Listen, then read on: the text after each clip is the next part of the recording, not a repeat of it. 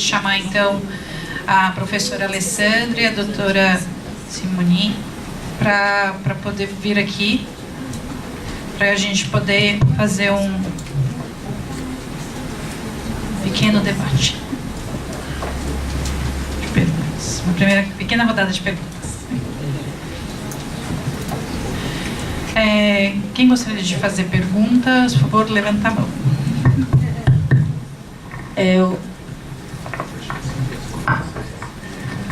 Posso perguntar?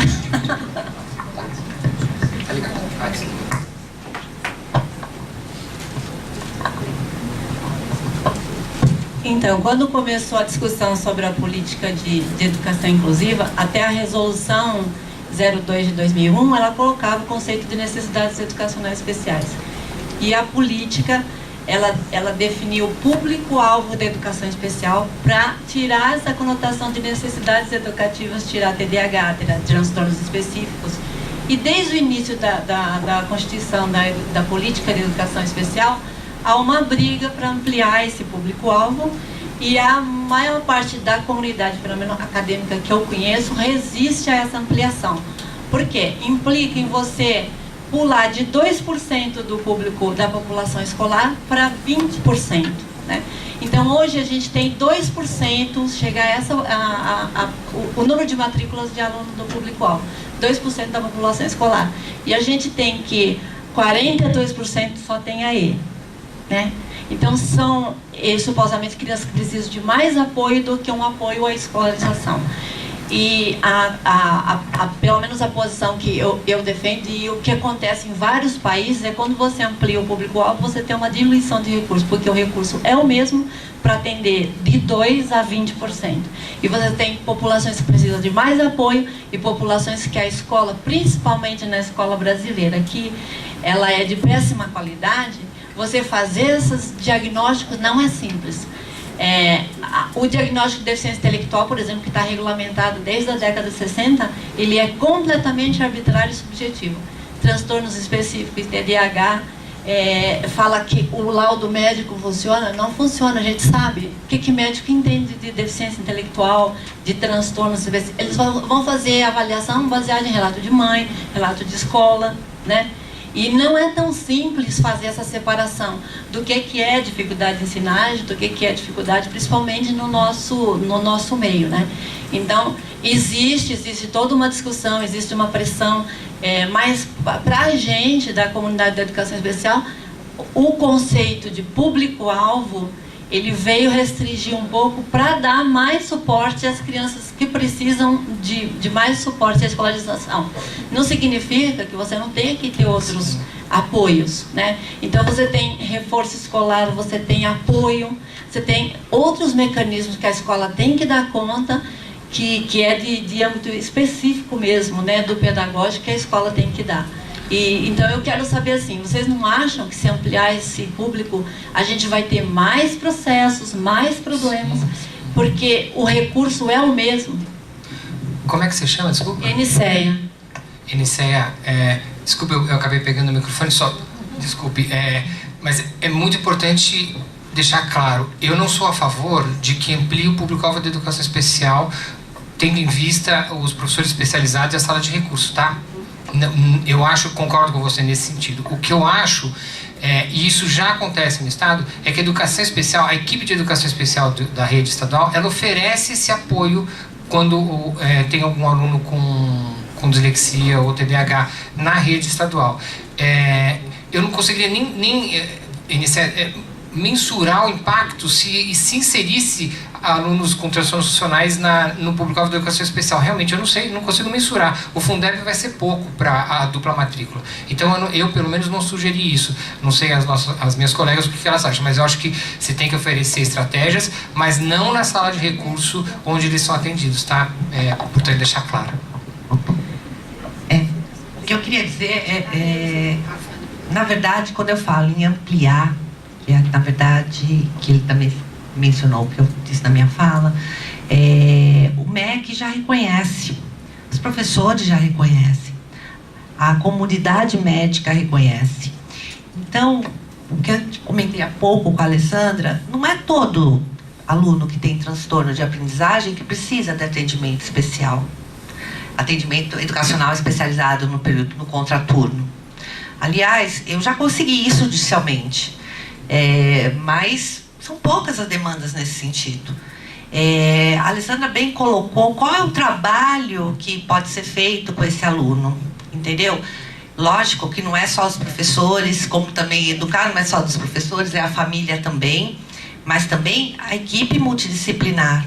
Essa criança, a gente não tem política pública, então não é só a escola, tem outras coisas que precisam cuidar desse aluno, outras áreas que precisam cuidar desse aluno, porque eu, como mãe disléxica, eu falo o seguinte: independente de ideologia religiosa, uma hora eu não vou estar mais aqui. E eu quero o Ryan, que é o meu filho, andando com as próprias pernas.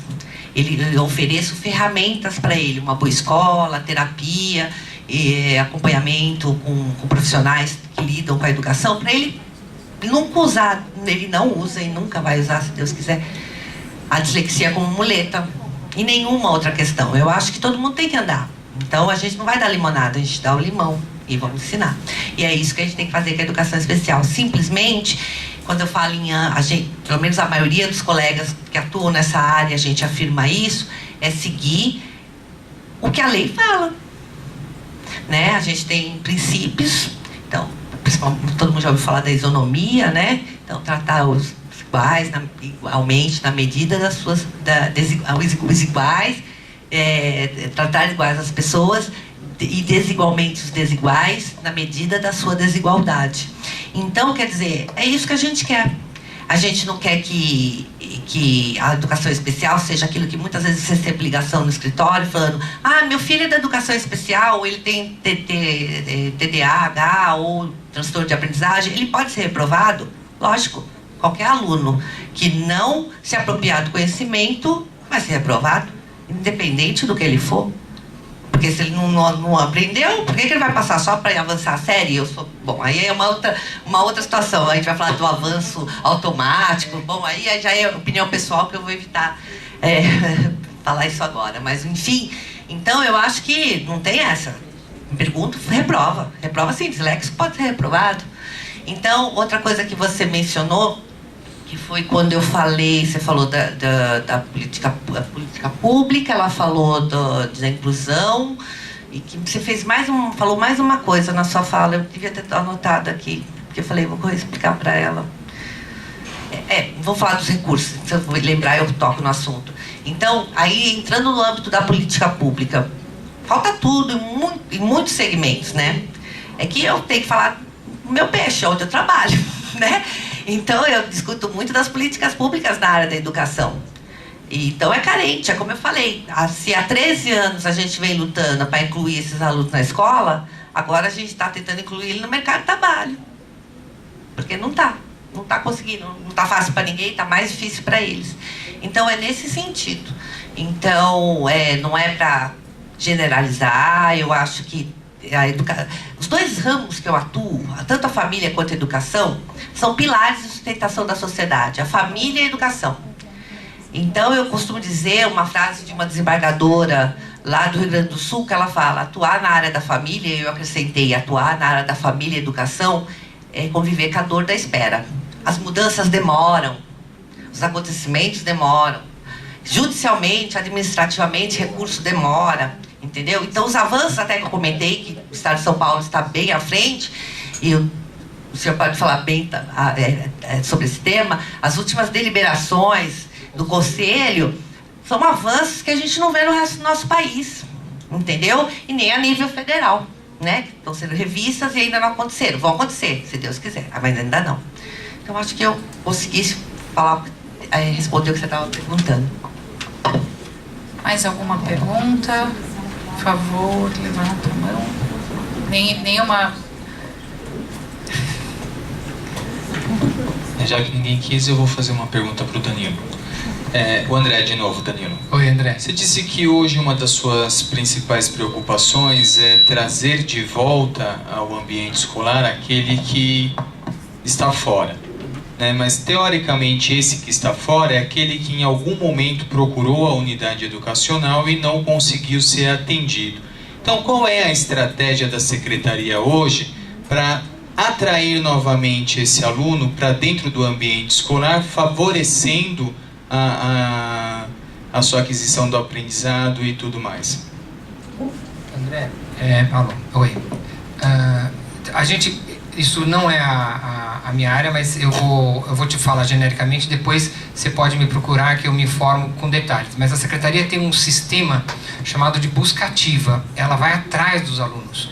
E então esse sistema ele funciona efetivamente, e a gente tem que ir atrás desses alunos.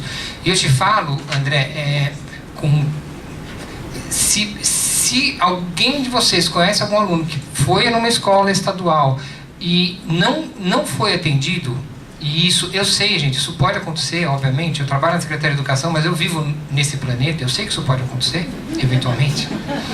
Isso não pode se deixar de lado. O André tem toda a razão. Muitas vezes, um dos problemas, não da Secretaria Estadual, Municipal, um dos problemas é o não saber lidar com uma situação, é fazer com que a pessoa haja de forma intempestiva. Isso pode acontecer. Chega uma mãe com um aluno com deficiência, a escola pode, sim, porque não agir inadequadamente. Essa mãe tem que procurar a diretoria de ensino, porque esse aluno tem direito de ter a vaga. Se a gente, André, consegue ou não atender de forma adequada, e nós já discutimos isso de manhã, né, André, todos nós, é um outro assunto, não menos importante, mas outro assunto, mas o direito ele tem. Nós não podemos negar vaga para nenhum aluno. E se isso acontecer, gente, tem que procurar a diretoria de ensino. E a ouvidoria também, isso funciona. E também, da secretarização também funciona. Perfeito. A doutora Simoni falou com muita propriedade. A ouvidoria da Secretaria de Educação também funciona muito bem. E obviamente, os órgãos judiciais. É que a gente espera que não chegue a isso, porque todo aluno tem direito a ter essa vaga na escola pública. E só um comentário. Eu não sei se eu vou correr em erro, tá bom, gente? Mas, na minha visão, essa expressão necessidades educacionais especiais, e eu nem estou falando se isso está certo ou está errado, porque eu acho que a fala da doutora Simoni me acendeu uma luzinha aqui, mas essa expressão ela foi excluída da LDB. Em 2013, ela foi excluída. Então, onde na LDB se lia, lá no capítulo 5 da LDB, alunos com necessidades educacionais especiais, foi substituído por alunos com deficiência, TGD e altas habilidades. Eu acho que a nossa discussão aqui sobre os transtornos específicos de aprendizagem, né, os transtornos funcionais, acende de novo essa nossa discussão. Se essa expressão, que são esses 3 públicos-alvos, resolvem o problema da educação especial. A Ionicéia disse que não resolve, que se a gente incluir esses alunos na educação especial, vamos ter problemas. Estamos aqui exatamente para discutir esse tipo de questão, tá bom? Só fazendo um adendo à fala do professor e juntando um pouquinho com a questão inicial, nós já tivemos, inclusive, um grupo de discussão do qual a Ângela Nico, aqui da BD, participou, na esfera federal, a respeito dos transtornos funcionais, né? E foi um relativo consenso que, de fato, os transtornos funcionais não precisam de um atendimento à parte, mas eles têm necessidades especiais, sim, que podem ser atendidas em contexto de classe de sala de aula regular, né? Então, talvez a gente tenha que quebrar um pouco essas categorias tão separadas que nós temos, tão rígidas, né? E nos tornarmos mais flexíveis, né? No sentido de implementar, assim, o professor de sala de aula pode implementar algumas estratégias que atendam às necessidades especiais desses alunos, né? Então, ele não precisa estar no atendimento educacional especializado para ter suas necessidades especiais atendidas. Então, acho que o transtorno funcional nos chama um pouquinho a atenção e talvez a gente tenha que repensar uma nova maneira de olhar para esses alunos, né? Então, aquilo que a gente falou, e além do professor da sala de aula, a própria comunidade, né? Porque principalmente a escola, eu vejo isso na escola que meu filho frequenta atualmente.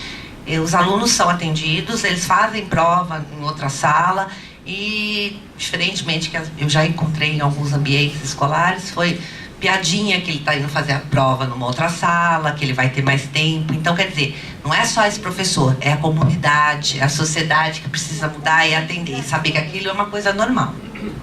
Então, isso é isso que a gente precisa, e não ficar só atendimento aí. Como eu falei, eu já tive demanda, mas isso é um número tão pequeno, porque, na verdade, a maioria dos disléxicos, a gente está com a doutora Mariângela aqui, presidente da ABD, e o Gustavo, que também trabalha lá. O número de um aluno diagnosticado com dislexia que precisa realmente de um atendimento contundente numa sala específica dentro da escola é muito pequeno.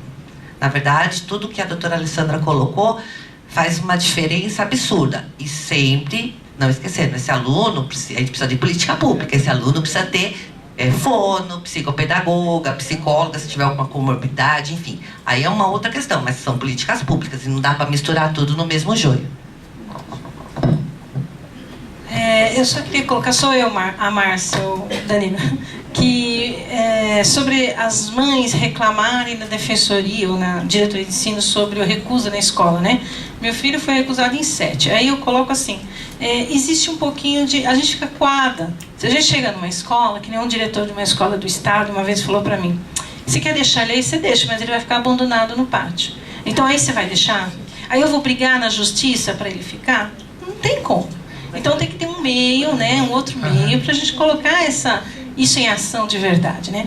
Agora, a questão de dislexia, em 77 eu fui posta em sala especial, porque eu não conseguia aprender a ler nem escrever. Fiquei 4 anos. Eu sou dislexa, soube agora, na faculdade. Então eu odiava escrever, odiava estudar, odiava escola, porque não tinha estímulo, não tinha informação nenhuma, né? Não tinha estrutura, e eu vejo que está até hoje. Hoje eu vejo as crianças na escola, né? Eu psicopedagogo, falo, gente, estamos caminhando, mas um caminhar tão de formiguinha, né? Nós precisamos avançar, porque as crianças estão sofrendo, né? Muito. Ô, Márcia, infelizmente, isso, como eu não quis dar um exemplo, né? Mas você já deu esse exemplo. O que aconteceu com você, com esse diretor, eu sei que isso acontece, só que a gente não tem outra forma de agir, Márcia. É que nem quando a gente estava discutindo de manhã a violência contra a pessoa com deficiência, a violência, acho que a doutora Sandra que falou que ela participou de um grupo de defesa contra a violência, um grupo de violência contra a violência, contra e contra, né, contra a violência da mulher. Então, não tem outra forma, Márcia, senão atuar, agir. Claro que você não vai expor seu filho a isso, é óbvio. Se o diretor falou isso, você não vai, obviamente, virar as costas e deixar seu filho lá. Não estou, né, achando que ninguém é doido de fazer isso. Mas a gente tem que denunciar, sim, Márcia. A única forma da gente promover uma cultura inclusiva e mudar essa sociedade é dessa maneira. É fazendo o que você faz. A gente se encontra, acho que é a 4ª vez que a gente se encontra. É isso. Você está aí atuando e falando. Eu estou no meu papel de servidor público tentando fazer o melhor possível para incluir esses alunos. A gente não pode não falar e não pode não reclamar e também não denunciar. Tá bom, Márcia? Não sei se por causa do tempo a gente vai... Gente, então, última pergunta, tá? Porque depois a gente vai passar para... Tá. E aí, se puder ser bem objetivo, bem rapidinho, a gente vai fazer o intervalo e depois vai retornar com a última mesa. É só uma colocação, né? Como eu falei, nós somos supervisoras de equipe de educação especial da diretoria. Então, infelizmente, foi o que o Danilo falou, a gente ainda encontra profissionais assim nas escolas. E no caso, as mães, né, que estão presentes, e todas devem procurar realmente a equipe na diretoria.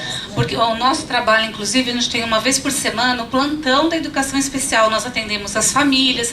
Então, eu acho assim, vocês têm o nosso apoio, né? Infelizmente, a gente ainda tem essas pessoas nas escolas, mas o apoio vocês têm sim. E olha, outra coisa, não acontece isso só em escola pública não, gente. Nós temos vários colégios particulares que nós estamos assim, respondendo Ministério Público por conta disso. Tá? Então não é assim, escola pública, né? A gente tem que ver os dois lados. Tá?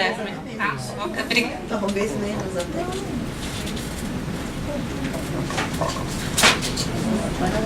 Eu só queria fazer uma pergunta para a professora Sandra.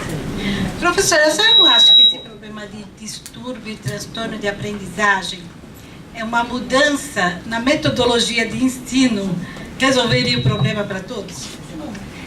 O que eu acho é que o problema não é...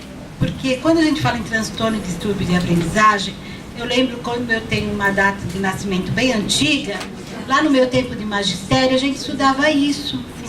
E esse transtorno era nós, professores de sala de aula, que tínhamos que solucionar em sala de aula. Mas a metodologia de alfabetização era outra. O pessoal fala muito da cartilha, do Paulo Freire, mas se você vê hoje, as pessoas estão falando novamente em sílabas. Então, será que esse problema também, eu sei que é muito mais difícil, porque depende do Ministério da Educação, mas não do Estado, mas eu acho que é o que facilitaria, não teríamos esse problema todo, porque atingiria a todos e todos ficaram bem.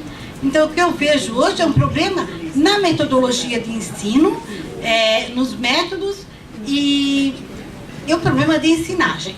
Me desculpa, mas eu acho que o transtorno dá para resolver bem dentro de sala de aula. Isso. Como você chama, querida? Eliane. Eliane. Então, Eliane, parcialmente, a minha resposta para você é parcialmente sim, né? Por isso eu trouxe aquele documento da IDA, né, que é um documento exatamente voltado para a alfabetização em sala de aula regular. Por quê? Você não sabe, como eu disse, se uma criança aos 6 anos é disléxica ou não. Não existe esse diagnóstico nessa faixa etária.